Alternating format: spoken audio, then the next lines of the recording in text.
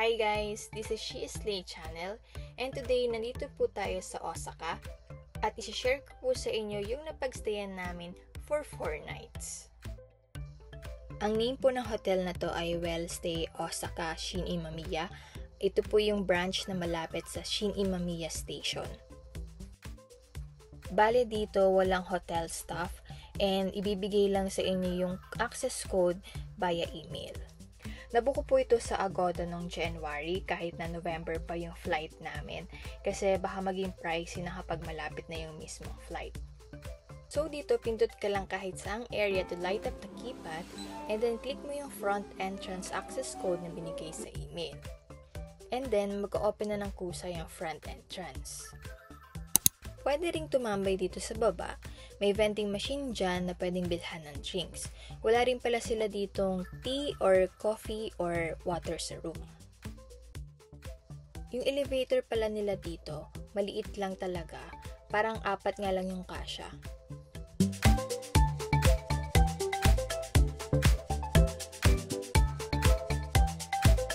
Sa mismong door, may instruction namang nakalagay and gamit yung palad mo, press mo lang yung panel, then lalabas na yung numeric key.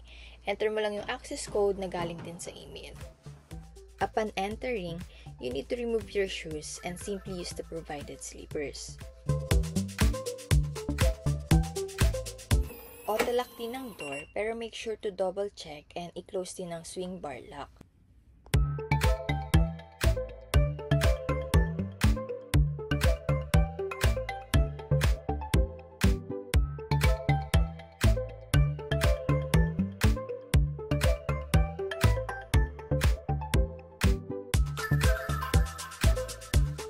Itong door next from the entrance, nandito yung washing machine, laundry basket, may mga extra hangers na rin, and liquid detergent. May foam soap, hair dryer, and toothbrush. Magkakaiba na rin yung mga baso na pinaglagyan ng toothbrush.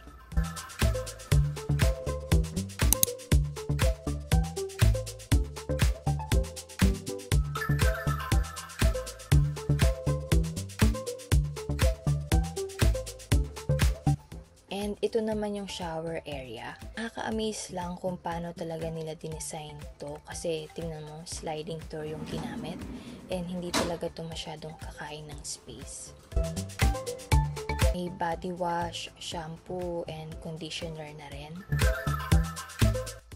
Maliit lang yung bathtub pero okay lang din kasi hindi naman namin masyadong ginagamit and dito kami nagsasampay. Ito naman yung bathroom ventilation controller. Gamit lang kayo ng Google Translate para i-operate. And ito yung nagamit namin para magpatuyo ng damit kasi meron itong drying na button.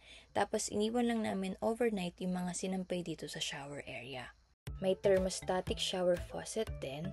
And nandito sa labas yung controller for your water settings. Pero kami din na namin pinakailaman to. Hindi rin tinipid yung sabitan ng clothes or hanger. May kitchen exhaust fan in case gusto nyo magluto kasi may induction cooker naman dito pero hindi lang namin na-try. Mukhang bago rin yung sponge, may dishwashing liquid din. Sa baba may cabinet kung saan nandito rin yung mga gamit sa kitchen kagaya nitong mga utensils, pan, strainer ata yung white na yun, and may timba rin.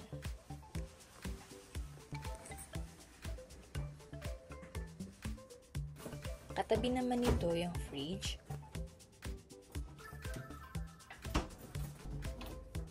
And sa ilalim naman yung freezer.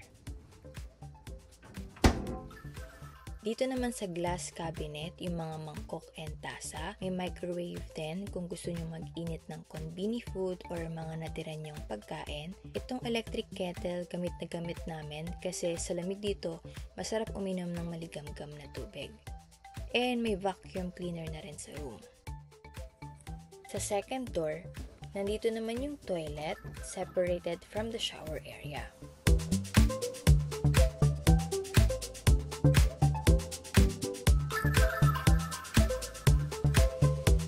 May mga mga unused trash bags and tissue rolls dito, pero syempre, nilagay na namin sa luggage yan.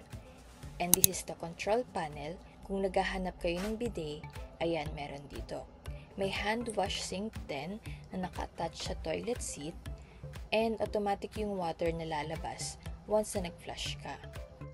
May trash bin dito and kanya-kanyang tapon niya ng basura sa first floor. Napagkasya naman ng chairs and table sa maliit na space na to, and may TV din. For 4 packs itong standard room, and nakuha namin ng 21,115.94 pesos for 4 nights. If ever gusto nyo magsampay, pwede rin naman dito sa balcony. Ito yung view from here, and kung mag-Nankay train kayo at malapit na sa Shin Imamiya Station, from left side makikita nyo tong hotel. Yan, dyan dumadaan yung Nankay train.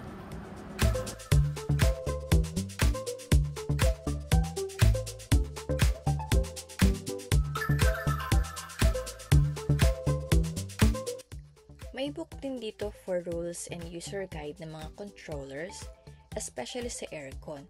Hindi centralized ang aircon nila dito, so pwedeng i-switch anytime to heater or air conditioning.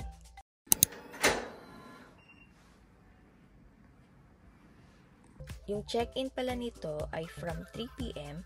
and then yung check-out ay until 10 a.m. Walang check-in procedure itong hotel, pero naka-receive ako ng email from them na need mag-fill out sa registration link. Then 3 days before the check-in date, na-provide na yung access code. Walang check-out process dito at nakalagay naman na you can leave at your convenience. Pwedeng mag-iwan ng luggages dito, may cable and lock pero kakaunti, kaya paunahan na lang. Meron din locker dito sa labas pero may bayad.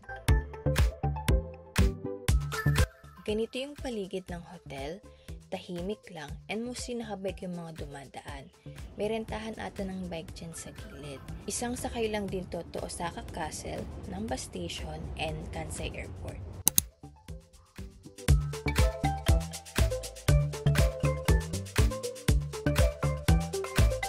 Pagliko mo lang sa kaliwa, makikita mo na agad yung Nankay Station. May elevator yan, kaya walang kahirap-hirap mag-train from airport to hotel or vice versa.